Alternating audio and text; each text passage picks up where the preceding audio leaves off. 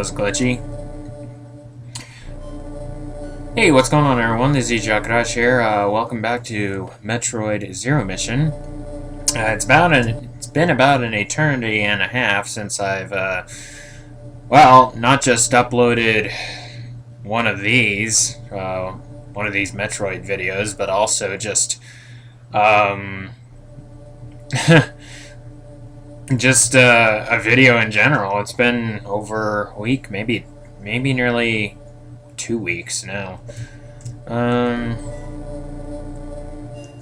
But yeah, let me see here. Status. That's not right. I don't remember what all these controls are.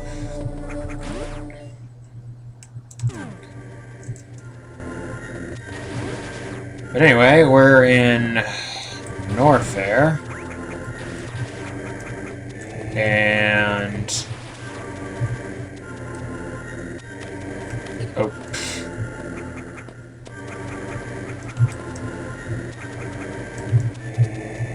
and we are unable to get that at present.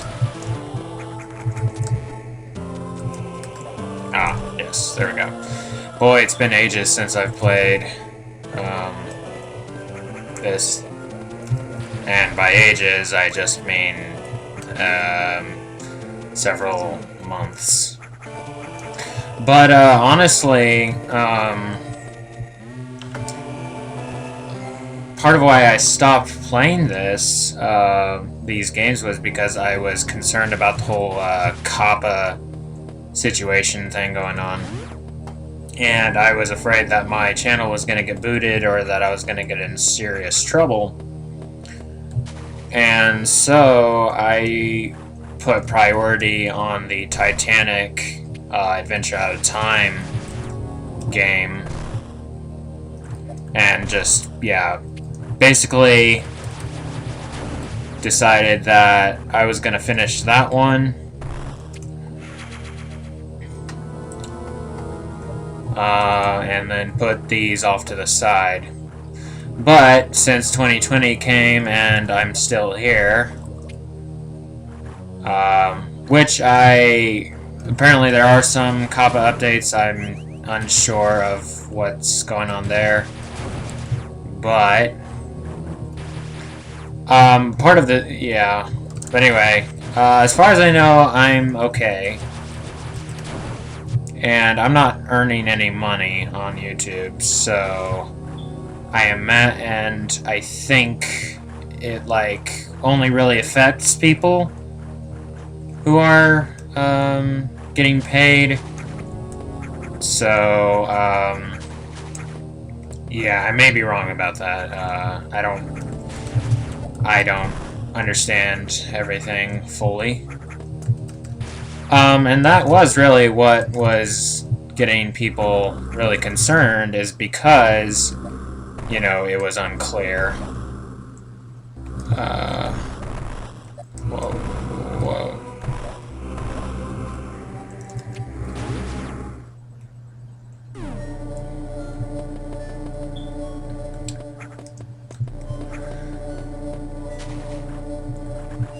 Got another one of these, got our first unknown item, which we can tell just by looking at the shape of it that it's some kind of beam, and also that it just appeared in the, yeah.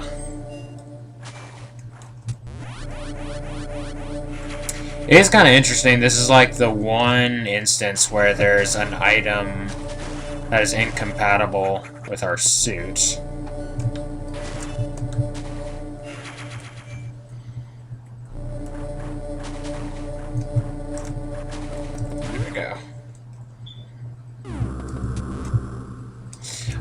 At first I did think it was like an angel or something. Not gonna lie.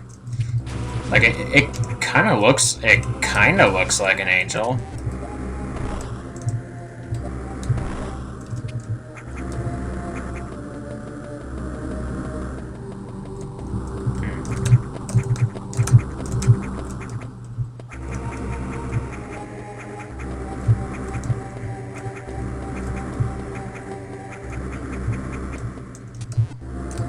Oop.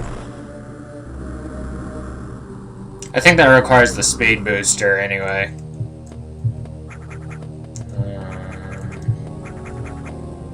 And then that's a power bomb door.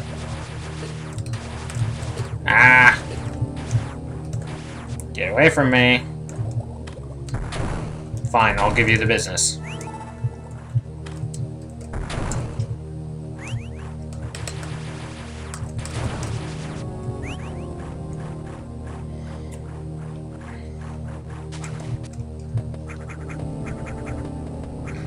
I remember the first time I played through Zero Mission.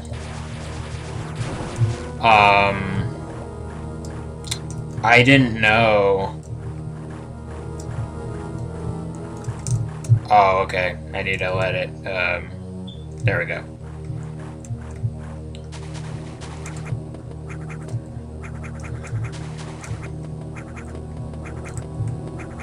First time I played through Zero Mission, I didn't know that the way to get back to these areas was to bust a glass tube in the space pirate mothership, reminiscent of the way to progress in Super Metroid to get into Meridia. Whoop. Yes, another one of them instances that shows that the Chozo are a lot like space alien Egyptians. Oh wait, isn't this okay,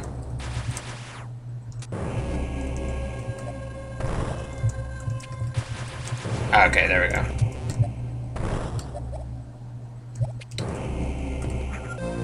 Power grip.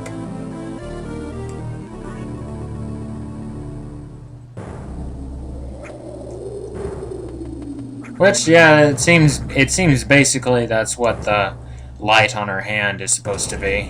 It's not just a light, it's also the thing that allows her hand to hold on to ledges or whatever.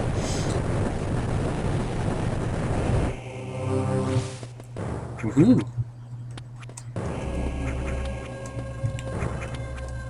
Interestingly enough, something that she still has at the beginning of Fusion is the power grip. Like, she loses pretty much everything else except for the power grip and the power beam.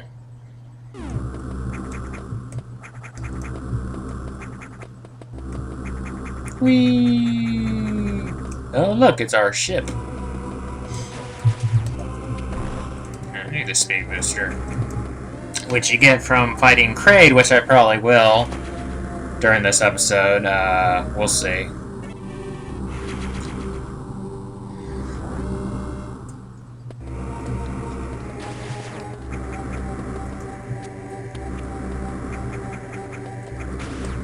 Yeah, now we get to backtrack, see how we got down into Brinstar in the first place. Ow.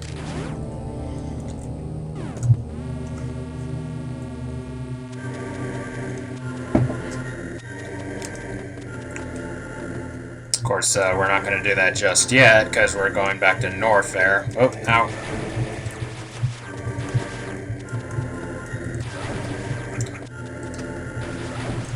Actually, I might end up fighting Kraid next episode. Reason being, I was just reminded, I was recalling how difficult it is, or excuse me, not difficult, how long it takes to get to Kraid.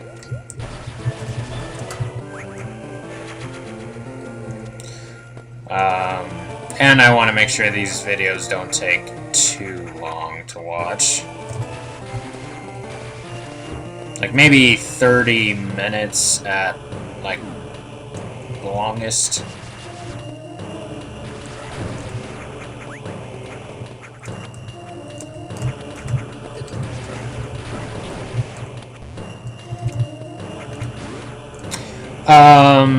Something rather interesting is that I recently,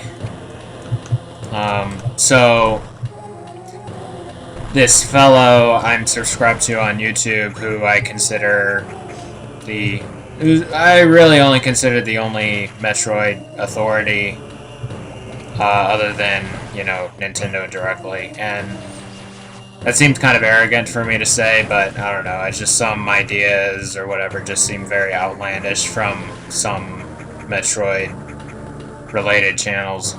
And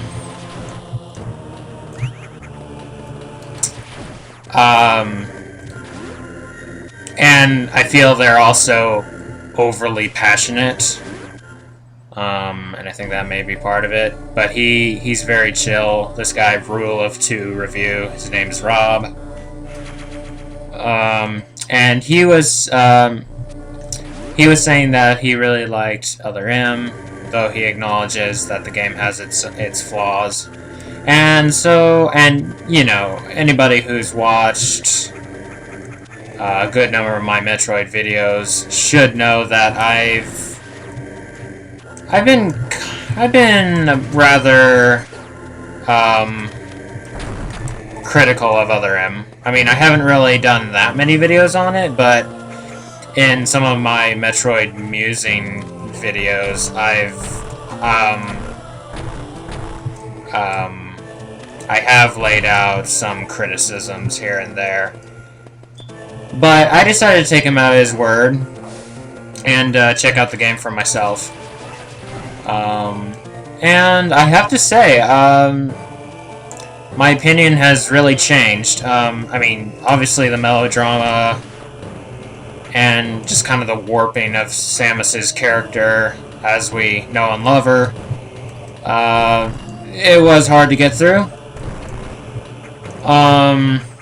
However, I didn't know this, but apparently, you know, they were trying to market to the Japanese audience, and of course the Japanese and a lot of Asian culture is they're really into melodrama and stuff like that, and so I'm like, okay, well, I can understand that then, I guess.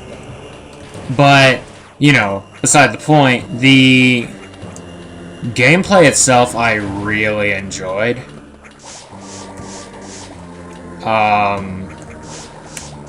And, you know, it's true that I remember one criticism. I have not been paying attention, and I'm gonna die. Yep, there we go. Well, I wasn't paying attention, so... Anyway, where were we?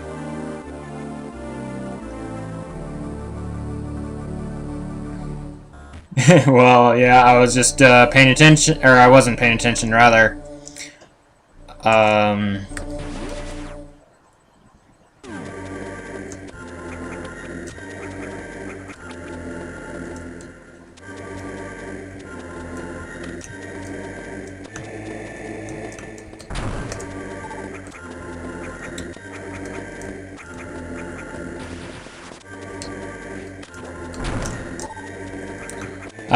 Let's see, where was I?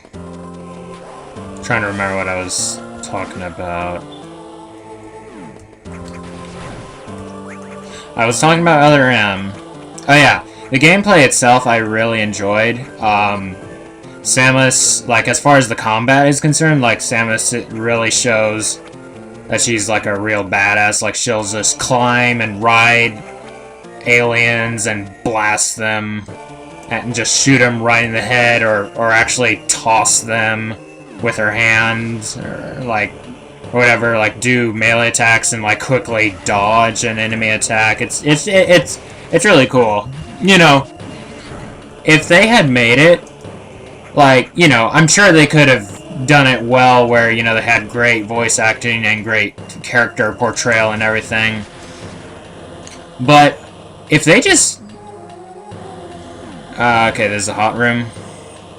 I honestly feel that if they did, like, no talking at all... In fact, if they just... If the entire game was literally just Samus, you know, going around on the battleship trying to figure out what's going on and stuff like that, and there was, like, no talking or, like, no, like,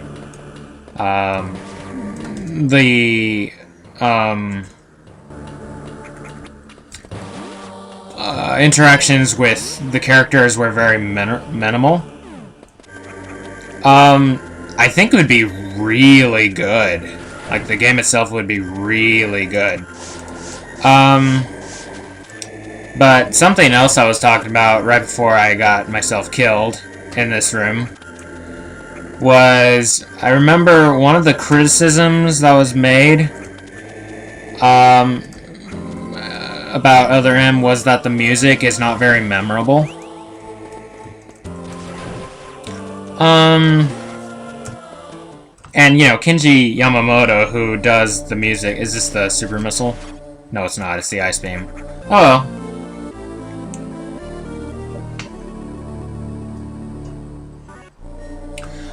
It's true. Kenji Yamamoto did not do the music for Other M, nor did he do any of the music in Fusion. And I think that's... And Fusion has the same, attribute. It's not really an issue. I don't see it as an issue. Fusion has the same attribute in that the music is not as catchy, not as memorable. But it's also, like...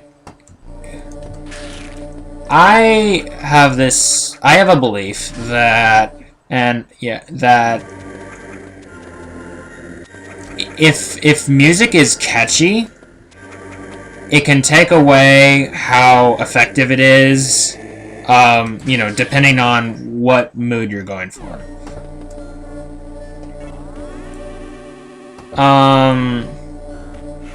And, like, for Fusion is...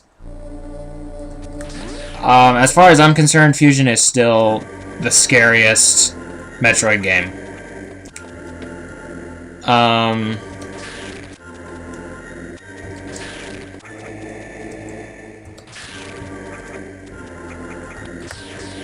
And I honestly think that part of why, you know, obviously in a Metroid game, part of what makes it scary is the atmosphere, right?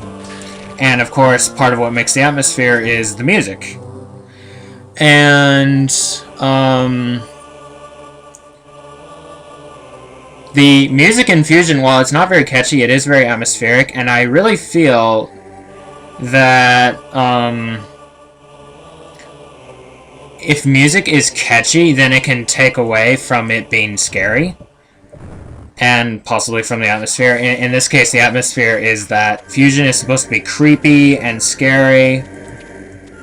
And it is. And I think the fact that the music is not very memorable and not very catchy really adds to that. If not it being the sole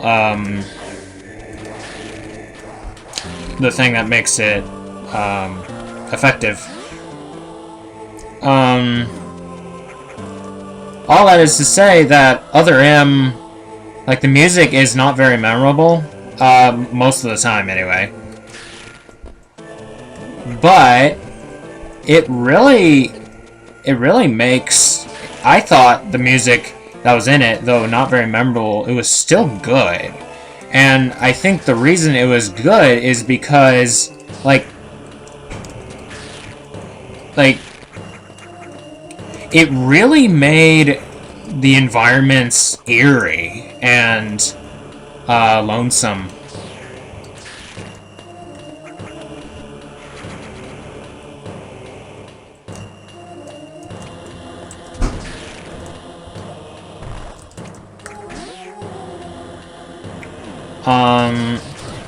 Yeah, and I think that's like, that is another attribute of Fusion,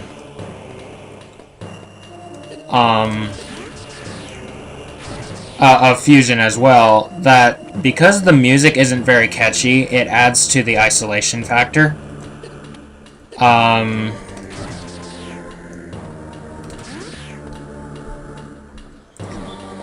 And that's what also makes the music in Other M rather effective too, in that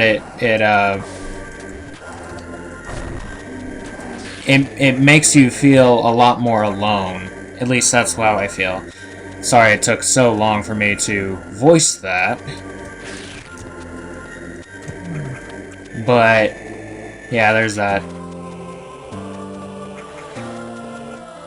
And I really think that the three games, the three Metroid games, I mean, this is like a whole nother topic, because then I'm bringing up Prime Hunters, which, you know, as I've said before, I mean, not very often, but I have mentioned that it is what I believe it's the most underrated Metroid game. Even more underrated than Other M, I will say that, because, you know, as I've said, like just now, the Other M is very underrated. Like, it's overly hated. I feel the good things about it are very underappreciated. Like, if you want to talk about isolation factor, it does that very well. Samus being a badass. Gameplay-wise, very well done. And then, so, you know, the three games I think that do the isolation factor very well are Other M, Fusion, and Prime Hunters. But anyway, I'm done ranting about that for now. I think that's a good time to end this video. Thank you all so much for watching. As always, God bless, and I hope to see you next time. Ciao!